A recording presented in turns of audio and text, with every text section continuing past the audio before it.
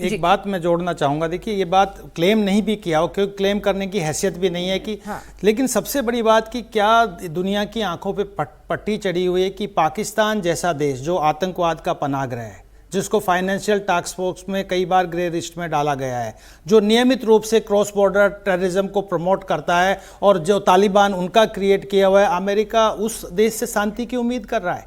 तो ये सबसे बड़ी विडंबना है। देखिए, पाकिस्तान मोहरा है, अमेरिका का भी मोहरा है और चीन का भी मोहरा है। चीन इसके पीछे एक बहुत बड़ी ताकत है, जो कि चीन का इकोनॉमिक बहुत एडवर्स नुकसान हो रहा है। और कहा तो ये भी जा रहा है कि बातचीत भले ही पाकिस्तान में हो रही हो, पाकिस्तान सिर्फ जगह मुहैया करा रहा है, दुनिया के सामने फेस जो है वो पाकिस्तान है, बल्कि इसके पीछे जो ईरान को राजी करके वहां तक लाने में अगर कोई कामयाब हुआ है तो वो चीन है। और उसी की बदौलत यहाँ पर आज ईरान का डेलीगेशन जो है वो पाकिस्तान में मौजूद है। लेकिन आरजू, एक और टेंशन पाकिस्तान की भी थी भाई। नेतन्याहू के खिलाफ उन्होंने एक लंबा चौड़ा ट्वीट किया, फिर बाद में डिलीट करना पड़ा जब नेतन्याहू ने उनके धमकाया, डराया।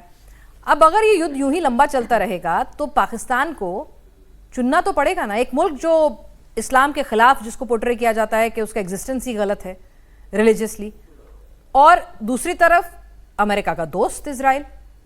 तो भाई पाकिस्तान जाए तो जाए कहां? तो पाकिस्तान को भी अगर ये युद्ध लंबा चलता है तो चॉइसेस तो क्लियर करनी पड़ेंगी ना, टाइम आएगा एक ऐसा।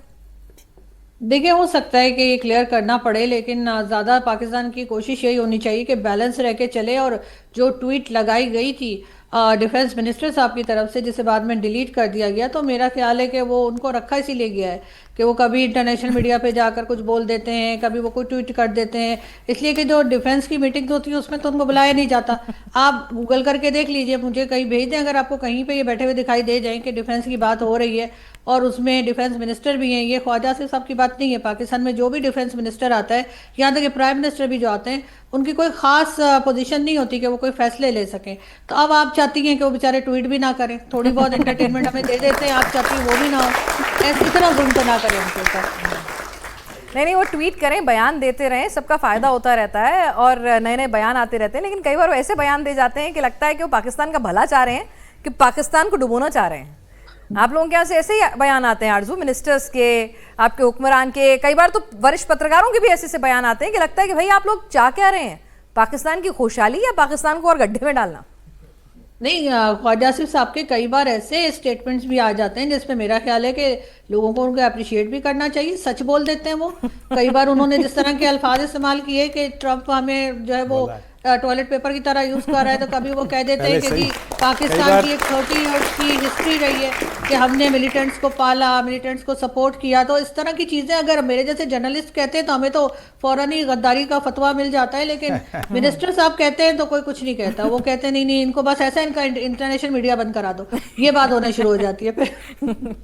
चलिए ठीक है, लेकिन फिलहाल बातचीत का हल निकलता हुआ नजर नहीं आ रहा है। तो यहाँ पर मेजर जनरल भाटिया, क्या लग रहा है, मतलब अगर आपकी मिलिट्री जो आपका पूरा एक्सपीरियंस है उससे अगर मैं समझने की कोशिश करूं, ट्रंप ने धमकी तो दे दी है कि मारेंगे और बहुत मारेंगे अगर ये टॉक फेल हो गई, क्योंकि आपको जिंदा इसीलिए छोड़ा हुआ था कि एक बार टॉक तो करके देख लें। लेकिन क्या ट्रंप इस बार वॉक द टॉक करने की हैसियत में है, इतना मारने की हैसियत में है जैसा कि वो दावा कर रहे थे अगर ये टॉक डिरेल हो गई? देखिए, जो 3 मेन मुद्दे हैं वो एक पहला है स्ट्रेट ऑफ हॉर्मूज को खोलना, और वो फिजिकली ऑफेंसिव एक्शन से खुलना बहुत मुश्किल है। एक तो उसकी लंबाई को देख के, अगर आप पर्शियन गल्फ को पूरा ही देखें तो 500-600 किलोमीटर की वो लंबाई हो जाती है। स्ट्रेट ऑफ हॉर्मूज खुद बड़ा संकरा है। और बट आप ईरान के अगर आइलैंड्स देखें, उसके पास 400 आइलैंड है कम से कम। 400 में 34 में उसने अपने डिफेंसेस या अपनी आर्मी लगा रखी है। तो उस 34 आइलैंड्स पे आपको कुछ पे कब्जा करना पड़ेगा, या जो बचे हुए जिसमें कब्जा नहीं है उस पे आपको अपना कब्जा करना पड़ेगा, ताकि एक इक्वल वो हो जाए कि आप अगर हमारे जहाज नहीं निकलने दे रहे तो आपके जो जहाज चीन की तरफ जा रहे हैं या आपके जहाज आपके फ्रेंड्स की तरफ जा रहे हैं उसको भी हम नहीं जाने देंगे। तो इस तरह का कोई बैलेंस वहां बनाना पड़ेगा। तो तुर्क का इक्का अभी स्ट्रेट ऑफ हॉर्मूज है और वो ईरान के पास है। जहां तक आती है बात न्यूक्लियर एनरिचमेंट की, तो कहने में तो यह भी आ रहा है कि उसके पास अब 80% एनरिचमेंट की भी काबिलियत पहुंच गई है।